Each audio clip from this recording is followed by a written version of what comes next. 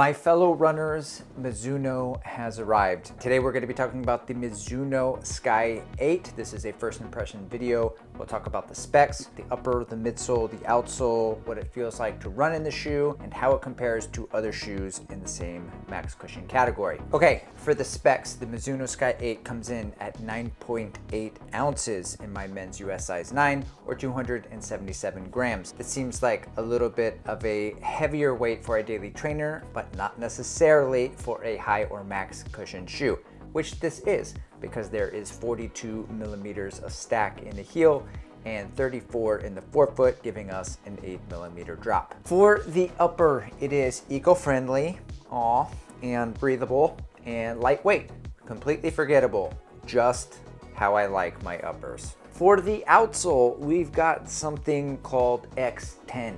I guess X9 and X11 were already taken. They went with 10. This same stuff they used last year. It looks very durable. You've got coverage everywhere you need it, which is everywhere. Okay, now for the midsole, we've got two foams. We've got the new Mizuno Energy Next.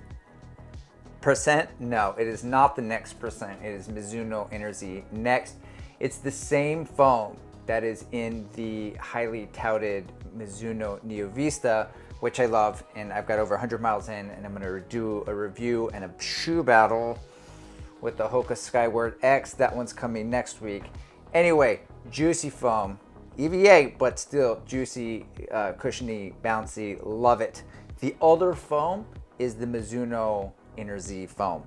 Not the Energy Light in their super shoes, but just the Mizuno Energy. These two foams work together in the wave technology that Mizuno likes to use to provide a soft and cushioned ride with a little bit of feedback, a little bit of bounce. Okay, Andrew, yeah, that's the names of all of the foams, but what does it mean? What is it like to actually run in the shoe, you ask? But you don't ask, but I ask for you because I'm the one making this video. And let me tell you. So I would say that the Sky 8 is more of a high cushion versus a max cushion shoe. And what's the difference between those two? Well, I just mentioned the Hoka Skyward X. So you can see these two put together, they look very similar, but there's two major differences. One, this Skyward X is a behemoth. It is gigantic, it is massive, it is wide, and I would say that the Sky 8 is a little bit more narrow, just a little bit more nimble. So it's not just a traditional recovery day shoe, but a shoe that you can use for recovery paces, but also for a lot of daily training miles. And the second major difference is the foam in the Hoka Skyward X. I would put it in a Mad Max category of shoe, similar to like the first Nike Invincible or the SC Trainer version 1, where the foam is just so dense and there's so much of it that there's this big bounce and energy return that launches you forward. So you can do easier recovery miles in the Nike Invincible, in the Skyward X, but it's kind of a fun shoe and encourages you to pick up the pace or go a little bit faster. And that is not the case in the Mizuno Sky 8. The ride in the Sky 8 is a little bit more tame. I wouldn't say it's like muted, I wouldn't say it's boring, I wouldn't say it's flat. It just doesn't launch you forward, which is great. With the Skyward X, I feel like it's so big, and when I run in it, sometimes the shoe is more in control of the run than I am, versus the Sky 8, where I feel like I'm more in control of the run than the shoe is, which is what I prefer. Now, how I'm using the Sky 8 and how I'm going to be using it going forward are for easy recovery day runs and daily training miles when I just want a little bit of comfort. And I think that's the difference. When I think about max cushion shoes, I think about the more whatever number they're on, like 10, and just plodding along, super cushion, super relaxed, versus a high cushioned daily trainer, which will give me some comfort, but I'm still able to run either recovery paces or my daily training miles and that's the Sky 8. So I'll be using it for, say, an hour easy running, or if I'm ever doing a double deep into marathon training and I had a workout in the morning or a run in the morning and I need to do 4 miles in the evening, this is the shoe that I'm going to use for that. Now, I do have a few questions for this shoe, and the first one is around the Inner Z Next not percent foam, because in the Neo Vista, that is a wonderfully bouncy and fun shoe with that same foam, but after about 100 to 110 miles, it started to deaden out, and the shoe is still really great, and I've been enjoying it more for daily runs and easy runs and less on the pickup.